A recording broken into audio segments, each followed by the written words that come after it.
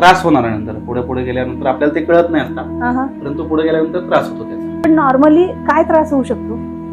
नाही, आता ज्यांना मूल बाळ नाहीये किंवा कोणाला काही हे नाहीये तर त्यांना ते मूल झालं तरी अपंग होऊ शकतं किंवा त्याला काहीतरी प्रॉब्लेम होऊ शकतो. त्याला नाही काय झालं तर पुढं त्यांच्या पुढच्या अपत्याला त्रास होऊ शकतो. म्हणजे शारीरिक व्याधींशी कनेक्टेड. कधी कधी काय होतं की काही व्यवधानांमुळे सकाळची वेळ आहे ती पाळली जात नाही, की देवीची पूजा मांडता येत नाही काही वेळेला. बरोबर. मग ते आम्ही संध्याकाळी मांडतो. मग हे असं चालतं का? ज्यांच्या घरामध्ये पोथी पुराणाचं वाचन होतं ते कुलधर्म कुलाचार सगळा होतोच, म्हणजे नियमानं होतोच. पण जे नॉर्मल माणसं आहेत, जे काही त्यांना करायला वेळ नाहीये, पण त्यांनी दत्त जयंतीच्या दिवशी महाराजांची कशी सेवा करायची? म्हणजे हे उपास कंपल्सरी केलंच पाहिजे का? एखाद्याला तब्येतीमुळे नाही उपास जमला तर? लग्न कार्य आपण ठरवतो, त्याची वेळ ठरवतो, त्याचा मुहूर्त आपण गुरुजींकडनं बघून घेतो. परंतु काय झालंय सध्या मुहूर्त कोणी पाळतच नाही, सगळे उशीर करतायत यायला. मग नवरीमुळे उशीर होतोय, नवरीचा मेकअप राहिलाय किंवा डीजे लावलाय, आम्ही त्याला पैसे भरलेत तुम्ही पैसे ठीक आहे, परंतु आपण वेळ कशासाठी काढलाय तर त्यांना ते शुभ लाभ हवा, त्याचा त्या लग्नाचा लाभ मुलीलाच उचलतील किंवा नवरदेवालाच उचलतील हार घालताना.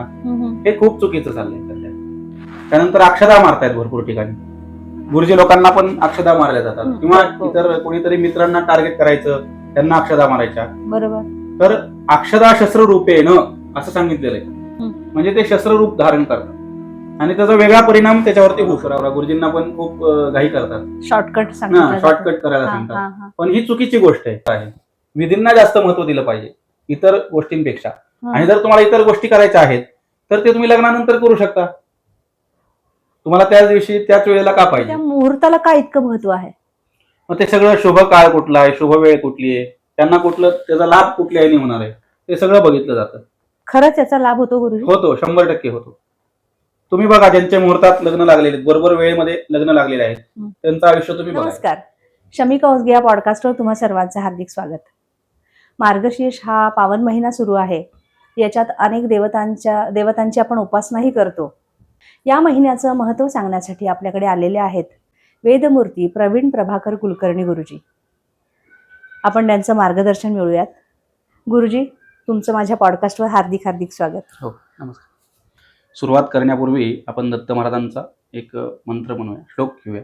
काषाय वस्त्रं करदंडधारिणं कमंडलं पद्मकरेण शंखं चक्रं गदाभूषितभूषणाढ्यं श्रीपादराजं शरणं प्रपद्ये. गुरुजी, मी मघाशी म्हणाल्याप्रमाणे की हा पावन महिना आहे, तर त्याचं काय महत्व आहे? आणि अनेक देवतांच्या पण उपासना याच्यामध्ये केल्या जातात. आम्हाला फक्त लक्ष्मीची उपासना इतकंच माहिती आहे आणि दत्त महाराजांची जयंती येते. त्याच्या पलीकडे जाऊन आणखीन कुठल्या देवतांची आपण उपासना करू शकतो? भगवान विष्णूंनी म्हटलेलं आहे की मासानाम मार्गशीर्षोहम, म्हणजे मार्गशीर्ष मास म्हणजे मीच आहे स्वतः, असं विष्णूंनी सांगितलेलं आहे. म्हणून मग विष्णूंचंच त्यामध्ये हे केलं पाहिजे. विष्णूंचाच अवतार हे दत्त महाराज पण आहेत, नाही का? त्रिगुणात्मक त्रैमूर्ती आपण म्हणतो, तसं विष्णू पण त्यामध्ये आहे. म्हणून मग पहिले विष्णूंची आपण पूजा केली पाहिजे. सत्यनारायण पूजा वगैरे मार्गशीर्ष मासामध्ये केले पाहिजे. नंतर विष्णूंना अभिषेक, श्रीकृष्णांना अभिषेक केला पाहिजे. मग अभिषेक करताना आपण पुरुष सूक्त म्हणून करू शकतो किंवा स्त्री सूक्त म्हणू शकतो, पवमान म्हणू शकतो, असे सूक्त आपण म्हणू शकतो जे त्यांना प्रिय आहेत. आणि जर अभिषेक करायचा नसेल तर आपण विष्णू सहस्रनाम सुद्धा म्हणू शकतो. म्हणजे रोज जर विष्णू सहस्रनाम लावलं घरामध्ये, आपल्याला जर म्हणता येत नसेल तर आपण मोबाईलवरती सुद्धा लावू शकतो. परंतु म्हटलेलं जास्त उत्तम. मग विष्णू सहस्रनामाचं पण खूप महत्व आहे. त्याने पितृदोष वगैरे निघून जातो, घरामध्ये जो कलह होतो तो सुद्धा निघून जातो सगळा, आणि निगेटिव्हिटी जी असते घरामध्ये ती सगळी निघून जाते. हे सगळं विष्णू सहस्रनामाचं परिणाम आहे. हे महिनाभर आपण पूर्ण विष्णू सहस्रनामाचा जप करू शकतो? हो, जप करू शकतो. आणि त्याच्यामध्ये असं आहे का की हे कुठली गोष्ट ही महिलांनी करायची नाही, कुठली गोष्ट पुरुषांनीच करायची, असं काय असं त्याचं हे आहे का? नाही, महिलांनी करायचं नाही म्हणजे कसं, तर जे 4 दिवस असतात ते सोडून तुम्ही नंतर कधीही करू शकता. आणि तुम्ही ज्यावेळेस पवित्र असाल, तुमचं मन जेव्हा शुचिरभूत असेल त्यावेळेस तुम्ही हे करू शकता. आणि त्याचं काय वेळ आहे का? गायत्री मंत्र जसं आपण पहाटेच म्हणतो किंवा सकाळचा म्हणतो, तसं सहस्त्रनाम कुठल्या वेळेत म्हणायचं असं ठरलेलं आहे? कधी एखादी वेळ ठरवून घ्यावी, 9 वाजता 7 वाजता जे आपल्याला जमेल ते आपण वेळ ठरवून हे म्हणावं. गायत्री मंत्र हा फक्त महिलांनी म्हणू नये. हे पुरुषांनीच म्हणावं. आणि गायत्री मंत्र ऐकू पण नाही जास्त करून महिलांनी. पण आम्ही आता आमच्याकडे अशी सवय आहे किंवा माझ्या मैत्रिणींकडे पण की पहाटे उठलो की आपलं घरात थोडंसं वातावरण छान निर्माण व्हावं म्हणून आम्ही मंत्राचं एक छोटं मिळतं ना ते रेकॉर्ड. बरोबर आहे, बरोबर आहे. ते हा, टेप मिळतो. टेप मिळत, हा, ते आम्ही लावतो. मग त्यात कंटिन्यू गायत्री मंत्र आमचा 2-3 तास चालू असतो. नाही नाही नाही, मग त्यासाठी तुम्हाला श्रीराम जय राम जय जय रामचा मंत्र आहे. गायत्री मंत्र म्हणजे म्हणायचंच नाही, म्हणायचं नाही, ऐकायचंही सुद्धा नाही. नाहीये महिलांनी. तो तुम्ही काय फक्त पूजेसाठीच वगैरे पूजेसाठीच फक्त. मला माहिती. गुरुजी संध्या स्नान संध्या वगैरे करतात, हा हा त्यांना तो अधिकार आहे. किंवा जे पवित्रता तेवढी ठेवतात हम्म. त्यांना तो अधिकार आहे गायत्री मंत्र म्हणण्याचा. म्हणजे काय त्याचे बॅड इम्पॅक्ट काय होतात? म्हणजे त्रास होणार आहे नंतर, पुढे पुढे गेल्यानंतर. आपल्याला ते कळत नाही आता, हा हा परंतु पुढे गेल्यानंतर त्रास होतो त्याचा. पण नॉर्मली काय त्रास होऊ शकतो? नाही, आता ज्यांना मूल बाळ नाहीये हा हा किंवा कोणाला काही हे नाहीये तर त्यांना ते मूल झालं तरी अपंग होऊ शकतं किंवा त्याला काहीतरी प्रॉब्लेम होऊ शकतो. त्याला नाही काय झालं तर पुढं त्यांच्या पुढच्या अपत्याला त्रास होऊ शकतो. म्हणजे शारीरिक व्याधींशी शारीरिक कनेक्टेड. व्याधींची. हा, कारण स्नान संध्या हे महत्वाचं आहे.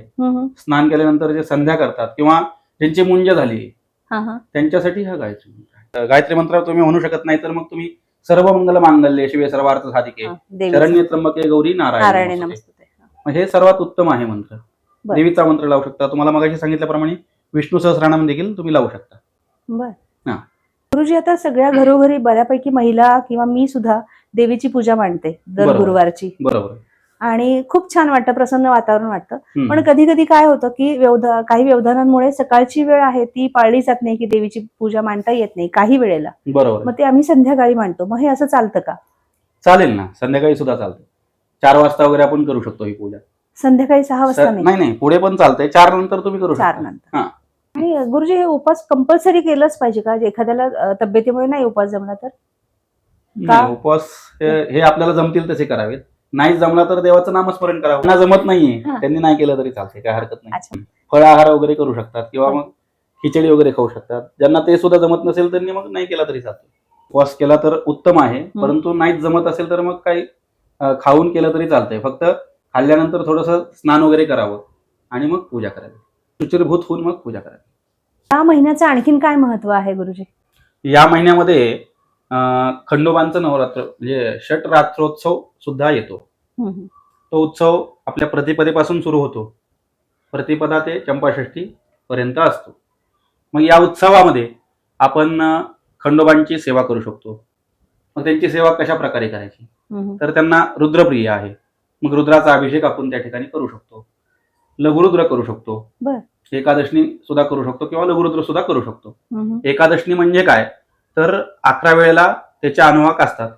रुद्राचे अनुवाक असतात ते 11 अनुवाक आहेत. ते पूर्ण 11 वेळेला म्हणायचे म्हणजे एकादशी. आणि लघुरुद्र ज्यावेळेस आपण करतो त्याचे 120 आवर्तन केले जातात. त्या अनुवाक 120 वेळेला म्हटले जातात.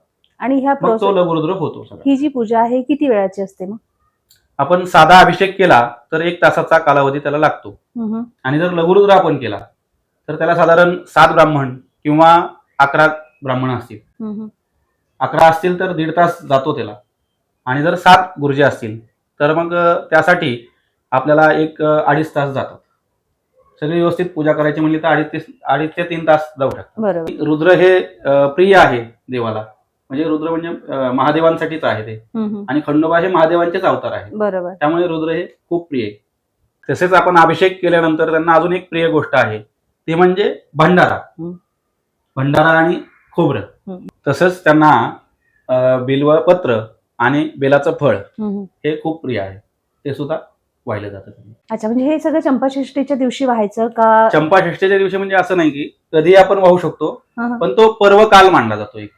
त्यासाठी म्हणून त्या दिवशी वाहिलेलं उत्तम. त्या 6 रात्रींमध्ये कधीही.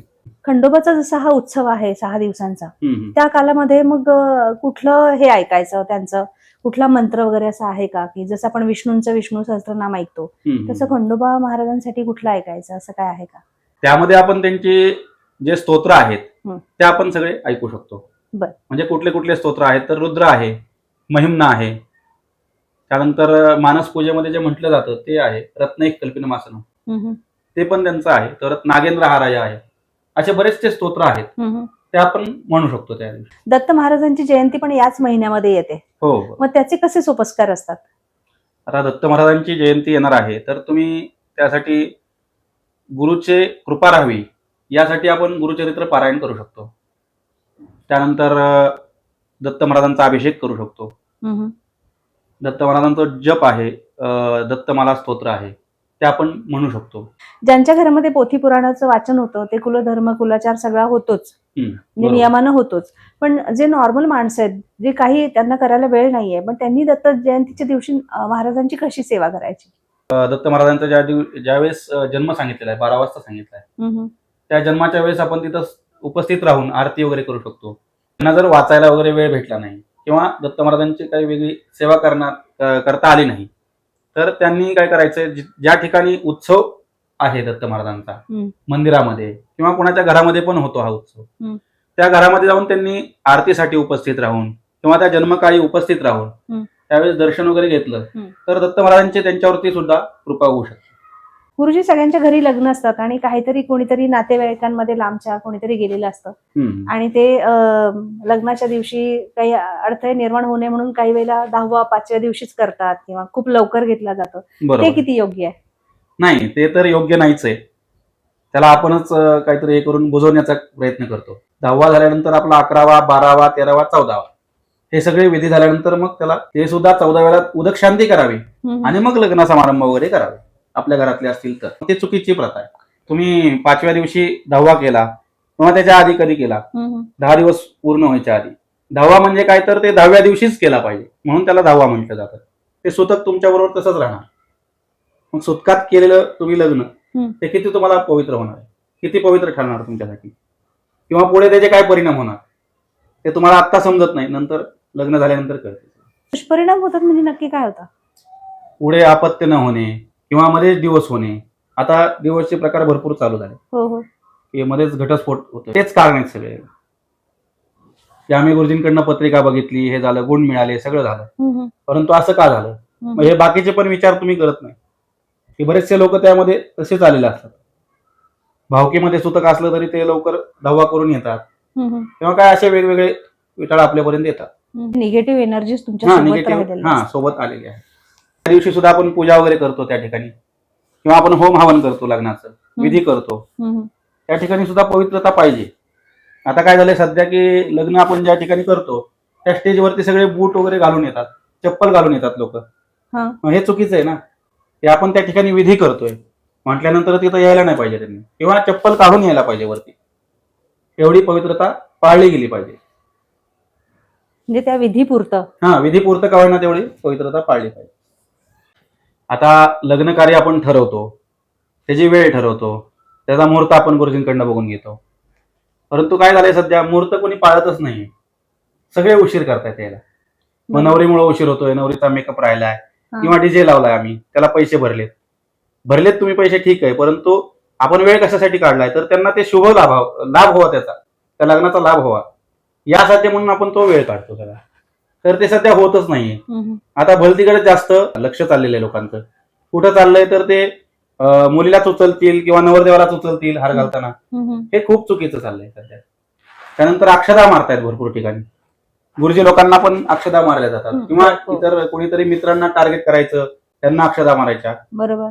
तर अक्षदा शस्त्र रूपेण असं सांगितलेलं आहे, म्हणजे ते शस्त्र रूप धारण करतात आणि त्याचा वेगळा परिणाम त्याच्यावरती होऊ शकतो. आता विधींना सुद्धा काही ठिकाणी महत्व दिलं जात नाही. लवकर आवरा. गुरुजींना पण खूप घाई करतात, शॉर्टकट करायला सांगतात. पण ही चुकीची गोष्ट आहे. विधी वगैरे व्यवस्थित होणं खूप महत्वाचं आहे. विधींना जास्त महत्व दिलं पाहिजे इतर गोष्टींपेक्षा. आणि जर तुम्हाला इतर गोष्टी करायच्या आहेत तर ते तुम्ही लग्नानंतर करू शकता. तुम्हाला त्याच दिवशी त्याच वेळेला का पाहिजे? तुम्ही इतर वेळेस करू शकता ना. मंगलाष्टका झाल्या, विधी झाले, त्यानंतर तुम्हाला रिकामाच वेळ असतो. जेवण झालं की तुम्ही जावा नाचायला, किंवा त्याच्या आधी लवकर या, 9 वाजता या किंवा 8 वाजता या, डीजे लावा, लवकर नाचा. त्याच वेळेत का पाहिजे तुम्हाला? थोडी संस्कृती आपली, आपलं कल्चर थोडं आपण जपलं पाहिजे. आपण जपलं पाहिजे, त्याला जपलं गेलं पाहिजे सगळं. मग एवढे मुहूर्त वगैरे काढून काय त्याचा उपयोग? आता मुहूर्ताचा विषय निघाला, समजा 12:35 मुहूर्त असेल, बरोबर, तर 12:35 शेवटची अक्षता पडली पाहिजे की सुरुवात झाली पाहिजे लग्न? सुरुवात झाली तरी चालते. थोडं एक 5-10 मिनिटं इकडे तिकडे झालं तर चालतं. आणि त्या मुहूर्ताला काय इतकं महत्व आहे? मग ते सगळं शुभ काळ कुठला आहे, शुभ वेळ कुठली आहे, त्यांना कुठलं त्याचा लाभ कुठल्या होणार आहे, ते सगळं बघितलं जातं. खरंच याचा लाभ होतो गुरुजी? होतो, 100% होतो. तुम्ही बघा, ज्यांच्या मुहूर्तात लग्न लागलेले आहेत, बरोबर वेळेमध्ये लग्न लागलेले आहेत, त्यांचं आयुष्य तुम्ही बघायचं. आता 3-4 वाजता, 12चं लग्न 3-4 वाजता व्हायला लागलंय. हो. मग राहू काळ कधी आहे, काय कधी आहे, ते आपण बघत नाही, किंवा त्यावेळेस कुठलं नक्षत्र कुठलंय ते सगळं बघून करायला पाहिजे. परंतु आता गुरुजींनी सांगितलेलं असतं 12:30 वाजता करायचं, किंवा मुहूर्त विचारलेला असतो, पत्रिकेत छापलेला असतो. हो. परंतु ते लग्न होतंय 4-5 असं होते, काही ठिकाणी 2 वाजता होते. मग हे चुकीचं आहे ना. बरोबर. गुरुजी अगदी इथे आलात आणि आम्हाला मौल्यवान मार्गदर्शन केलं. अगदी लग्नासाठी पण बऱ्याच गोष्टी तुमच्या अगदीच विचार करण्यासारख्या आहेत की लग्नांमध्ये सुद्धा त्याची चेष्टा होऊ नये आपल्या सोपस्कारांची. खूप छान तुम्ही मार्गदर्शन केलं, दत्त महाराजांविषयी सांगितलं. अगदी मनापासून धन्यवाद. धन्यवाद.